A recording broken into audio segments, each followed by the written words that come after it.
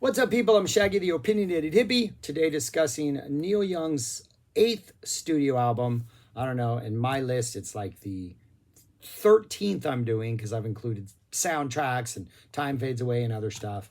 But I'm going to discuss this album, and then I'm going to rank it among the other 12 I've already done as I continue chronologically through the Neil Young discography. 1977's American Stars and Bars. I have a theory about this album that it is a very loose concept album. It's a conceptual album, but I do believe there's actually like sort of a story, a through line that unites the songs in under this, umbrella of a concept. And the title, American Stars and Bars, has a lot to do with that theory. So, if you've been following Neil's albums up to this point, he had his quote-unquote Ditch trilogy, which was dark, dealing with a lot of dark subjects from his personal life to his career to things going on in the country. And once he got out of that Ditch trilogy, the one thing that sort of lingered in his next album especially was romantic loss, heartbreak, the falling apart of a relationship that he wrote a lot of songs about in the earlier part of the decade. This is the album on which I think he completely purges all of that out of his system from this previous relationship that dominated his songwriting for years and kind of moves on. And the way he does it is with Tequila. The first half of this album, in my theory of what this album is about, takes place in a country and western bar. Like the very first song, the Old Country Waltz. He's in a bar, the band is playing the Old Country Waltz, Neil's got some tequila to help take his problems away. And I think that's the first song for a reason. It's about what this is about. It's about tequila. I mean, he even talks about how he was in a relationship that was over. It's almost like he's here spilling his guts to the bartender. Give me some tequila. This band's helping me. It just feels like we're setting up for a story. What is it? They were playing that Old Country Waltz in this empty bar. When I first got the bad news that you set me free, the band played the Old Country Waltz to me. So he loses his love. He goes to a bar to get drunk. There's even the line in here, out the window the moon shines on the roofs of the cars while I knock down tequila and salt and the band plays the Old Country Waltz. There is an earlier version of this song in which I think the first line is, I was playing that Old Country Waltz. So at some point he realized, okay, no, that's not the narrative. So the fact that it's now a band playing it, interesting. So that's the opening, the setup for this album. The first half of this, full-on country bar music. We got some pedal steel guitar action. It sounds like we're in a bar. It sounds like we're in that bar the Blues Brothers played in when they got their first gig and they weren't supposed to have it. And they're behind the chicken wire. And they end up playing Rawhide. They could have dropped any of these songs and that band would have been hooting and hollering and cheering. Got some pedal steel guitar. There's a drunken wooziness to a lot of the songs. It is a very country and western bar infused Saturday night, everybody's having a good time, but at the same time, they're crying into their peanuts. There's soggy pretzels and stuff like that. That's the vibe of side A. The Old Country Waltz opens it up, and we get our this is what's happening. My heart's broken. I'm sad. I'm gonna drown my woes in some tequila. Saddle Up the Palomino is the second song. A little more swagger to the music because Neil's had a couple more tequila shots. There's a little more swagger in the guy telling the story. We even get some sort of bravado, some I'm going to sleep with another man's wife, The last line is, it's the neighbor's wife is what I'm after. I want to lick the platter. I don't care about the gravy. This is a man, there's a woozy, upbeat kind of feel-good vibe to the music, to the country music. But the lyrics are very much yeah, I got to move on, man. I need to get me some, man. I don't care who. Yeah, it might be messed up to sleep with another woman's wife. Maybe there's another woman at the bar that he's hitting on and she's sporting a ring, a wedding ring on her finger. And he's just I can deal with this. Or in the beginning he can't. And then by the end he's yeah, I'm going to go for it. These are my interpretations, right? This is my imposing a concept on these songs. But that's what I think Saddle Up the Palomino is about. Second song, Hey Babe. he tries to put some moves on some girl. He's a little more like, it's got a little of a sweeter vibe to it, kind of a Dire Wolf meets Crosby, Stills, and Nash little country vibe to it, kind of upbeat, pedal steel, really prominent. Almost feels like a drunkenly sincere attempt to like maybe establish a hookup or, have a pleasant conversation with somebody at the bar with the sole purpose of getting them home. We've had enough tequila shots where the aggression is maybe gone away a little bit, and now we're just like confident, feeling good about ourselves. We get Hold Back the Tears is next. This is slightly slower, woozier country.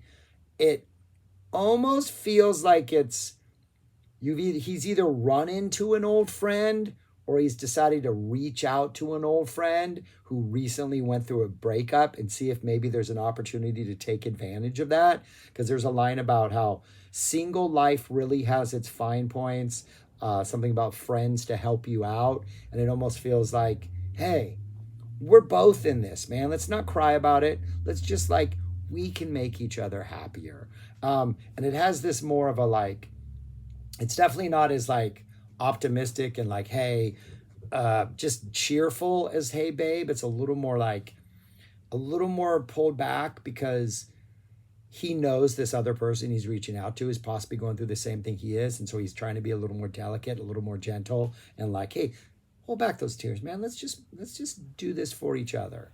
And then we get Bite the Bullet, in which all these other things have failed. So what's he going to sing about? He's singing about the Carolina Queen because there's a bar hall queen in Charlottetown. This is like a rockin' number. It's almost like, hey, I know a girl. If we can just get down to Charlotte, we can get down to Carolina. She's going to hook us up. Something's going to happen. I'm going to be okay for the night. But it really does seem like one of those songs. Like, I'm just going to bite the bullet. I'm going to hit the road, and I'm going to get this sure thing just to make myself feel better. That's the first side of the music.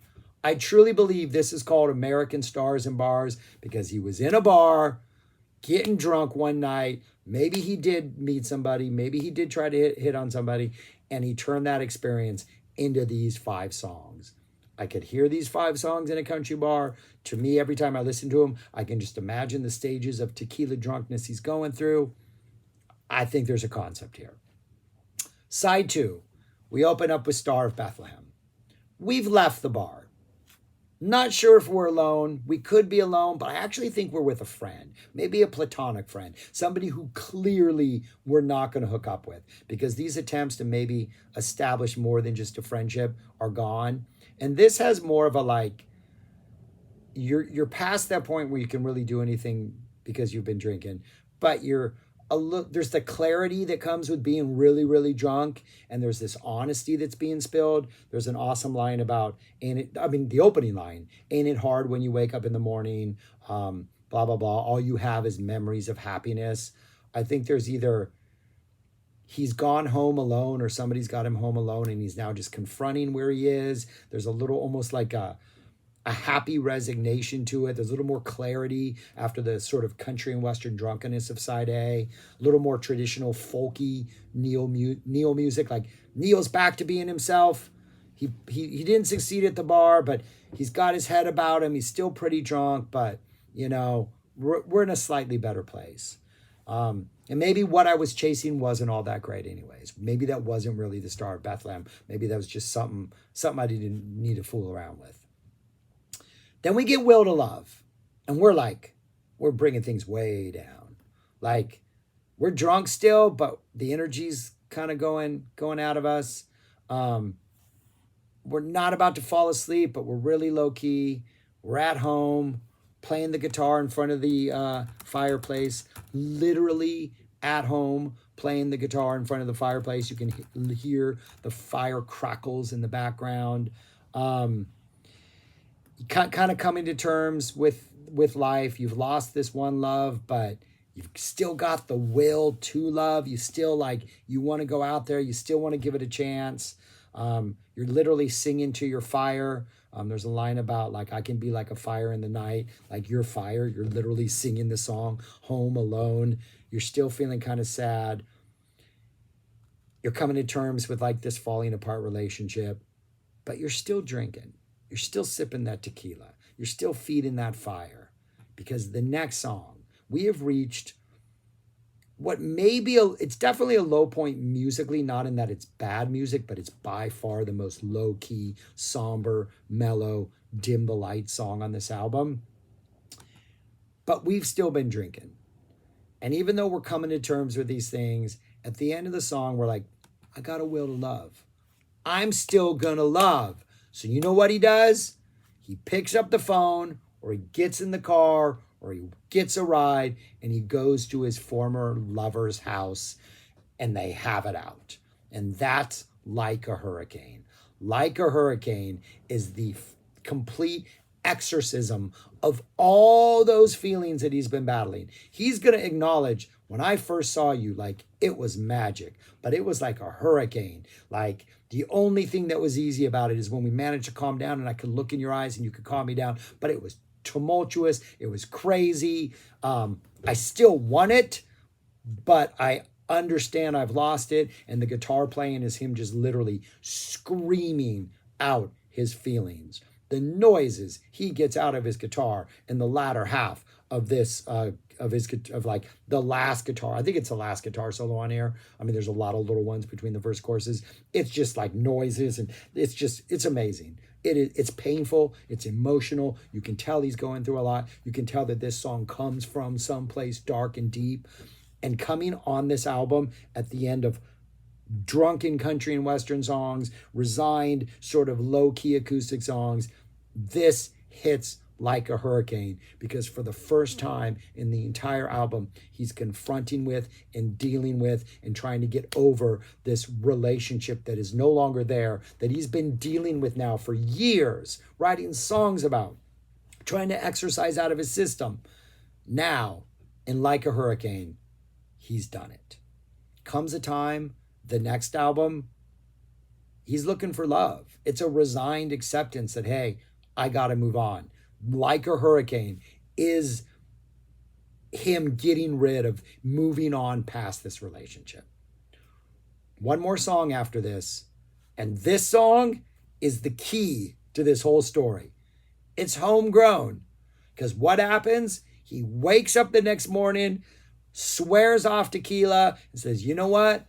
I'm sticking with the Homegrown, because I don't feel this way in the morning. I don't make those phone calls in the morning. I don't hit on those people whenever I'm on the Homegrown. The Homegrown is the secret. And if you take this as the literal truth of what happened, and you listen to this album, and then you put on Comes a Time, you're like, oh yeah, he apparently took his own advice, because Comes a Time is a whole other, much chiller, much more at a better place sort of musical beast. But we'll talk about that next week. But yeah, those are my thoughts on American Stars and Bars. I love this album. I think this is a great, fun album. I love the country and western stuff. I love the sort of folkier side on the second side. Obviously, Like a Hurricane. What else to say about that? And Homegrown, song I've never been particularly fond of. Don't dislike it, but I also think it's just kind of a silly throwaway song. I think when you put it in this concept, like, oh, no, there's a reason. It wasn't just thrown in at the end of the album. Neil's making a statement, like, tequila we're done with for now. We're going on to the other stuff. That's my thoughts. That is my idea of what concept, the concept album that American Stars and Bars have. Not really sure where the stars come in. Maybe he's seeing stars. Maybe it's the Star of Bethlehem, and that's one of the stars he was falsely following. And there's so many false stars to follow on the West Coast, in Hollywood, in the business, whatever. So maybe in the American part, well, you know, we all have mixed feelings about America. But American's also Canada, technically, right? So anyways, yeah. Where would I rank this album among the others? I have it at number 8. Still after the Go-Rish. I mean, those top seven, you have to be darn near perfect to penetrate that list. But I like this album a lot. And I have it quite a ways above Chrome Dreams and Long May You Run. And Chrome Dreams and Homegrown are just weird because they were released later and have other alternate versions of stuff. So those are those are just weird places that they fall. But I like this album. I enjoy this album. If you can indulge in the country and the pedal steel and you like those sounds, I like this album. And it's good on tequila too. Take a couple tequila shots and listen to side A, and then stop drinking and listen to side B. It all makes perfect sense. But only do it if you're over 21 and you're responsible, or if you live in another country and you can drink under 21. I'm trying to promote responsible behavior here. I like this album. It's my number. Oh, I have to rank the songs. I keep forgetting to do that. Pause really quick. And that's what the songs look like. Like a Hurricane, number one, clearly. I really like Hey Babe. I think it's a really just perfect song in the middle of side one.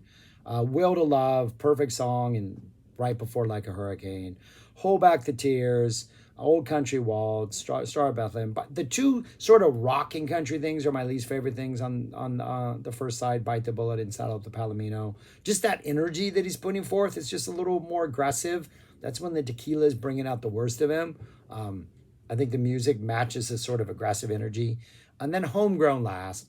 I think it's a fun song. It's just kind of silly. And I support the idea. I support the concept 100%. But it's a song that I've always thought was kind of silly. But it works perfectly on this album.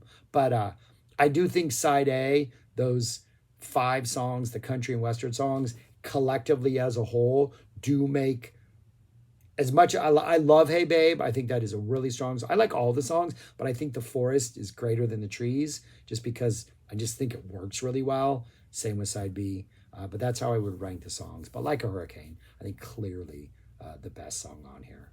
All right, now I'm done. Thanks for watching. Let me know your thoughts on this album, on my whole idea of this concept, any ideas you have, American stars, American bars, Canada, anything you want to talk about in the comments. Thanks for watching. Subscribe, like, share, comment, and go listen to this album. It is much better than you probably remember it being if you haven't listened to it in a while. It's a fun album. That's it. Peace. Talk to you later.